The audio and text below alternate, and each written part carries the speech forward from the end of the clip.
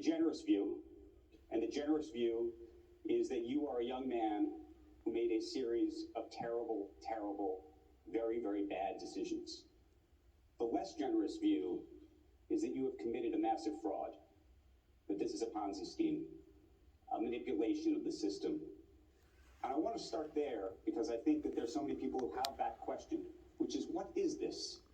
And what did happen?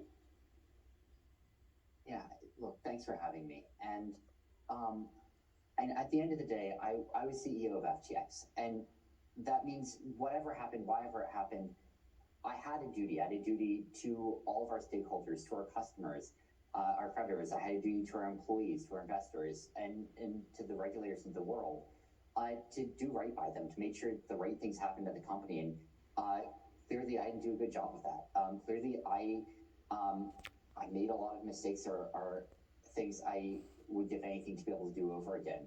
I didn't ever try to commit fraud on anyone. I was excited about the prospects of FTX a month ago. I saw it as a thriving, growing business. I was shocked by what happened this month, and reconstructing it. Where are there things I wish I had done differently? Well, let's talk about some of the things you would want to have done differently. But I don't want this to be an abstraction for folks, because it's a lot of big numbers and often doesn't feel human. One of the letters I got, I want to read to you, Sam, because it's from a gentleman who said that he lost his life savings. And the subject line is, Sam Bankman-Fried stole $2 million from me. Says, Andrew, can you please ask SBF why he decided to steal my life savings and the $10 billion more from customers to give to his hedge fund, Alameda?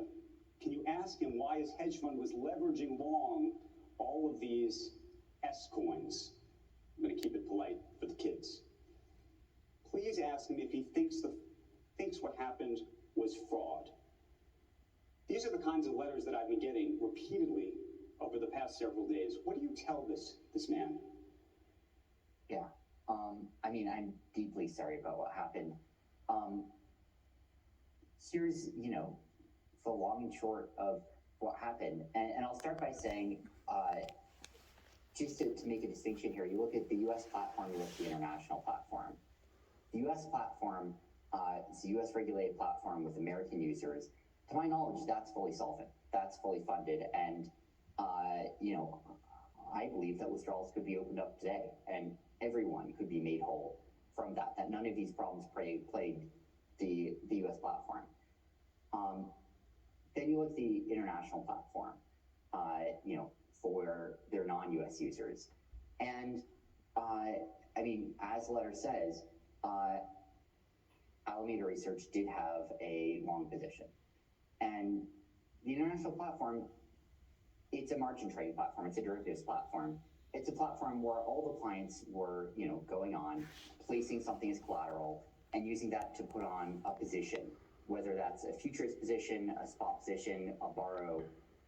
And, what the exchange was storing was the collateral from all of those positions. Alameda Research was, one of those that put on positions there. And as I try and reconstruct this, over the last month, I have limited access to data, but my view of it, from what I have been able to see, is roughly that, basically, look, a year ago, Alameda had, I think, something like 10% leverage, had something like 10 times the assets of the position that it had on. Over the course of the last year, there were a number of market crashes that drove the value of those assets down and the leverage up. I think it was, to my knowledge, still under 2x leverage, as of a month ago. You look at what happened this month, and in a few days, all out, PR assault, which led to a total market collapse in a pretty short period of time, no bid-side liquidity. I think more than $10 billion wiped off in the matter of days. And realistically speaking, no ability for FTX to be able to liquidate that position and generate everything that was owed from it. But I think the bigger question is where Alameda got the loan from, which is to say that there is a that letter that I just read you, this gentleman actually copy and pasted the terms of service for FTX into the email. And I just want to read you this. It says, none of the digital assets in your account are the property of or shall or may be loaned to FTX Trading. FTX Trading does not represent or treat digital assets in users' accounts as belonging to FTX Trading. So how is it possible that Alameda had this loan of such a large size? So there's that piece from the terms of service, but there were a number of other parts of the terms of service and a number of other parts of the platform on top of that. There is the borrow lending facility, where users were lending billions of dollars of assets to each other, collateralized by assets on the exchange. You had obviously futures contracts where there are leveraged positions on. Now, of course, all of this, it's meant to be the case that these are positions where FTX could, if it needed to, margin call those positions and close them down in time such that it would cover all of those, all those shorts, all those liabilities. Obviously, that wasn't the case here, and that's a massive failure of oversight of risk management, and of diffusion of responsibility from myself running FTX. But just make this very straight. Was there commingling of funds? That's what it appears like. It appears like there's been a genuine commingling of the funds that are of FTX customers that were not supposed to be commingled with your separate firm. I didn't knowingly commingle funds. And again, one piece of this, you have the margin trading. You have, customers borrowing from each other. Alameda is one of those. I was frankly surprised by how big Alameda's position was, which points to another failure of oversight on my part, and failure to appoint someone to be chiefly in charge of that. But I wasn't trying to commingle funds.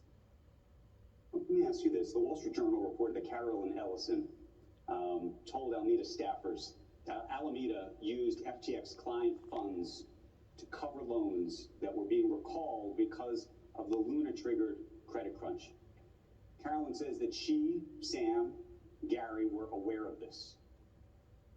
How do you square that with what you originally said over Twitter, that this was an $8 billion accounting mistake? So I'll point to two things. And first of all, obviously, I don't know what anyone else is thinking here. I can only talk about it from what I know, from what I knew. And a lot of this is reconstructing it over the last month. I have limited access to data, but what it seems like happened is in the middle of the year, a lot of, most of the borrow lending desks in the space blew out or closed down. And it seems like Alameda had, margin positions opened with them, and that it likely moved a bunch of that over to FTX this year when they shut down. And that means, I think it was over collateralized positions, but positions that involve substantial size and substantial US dollar size on the borrow side.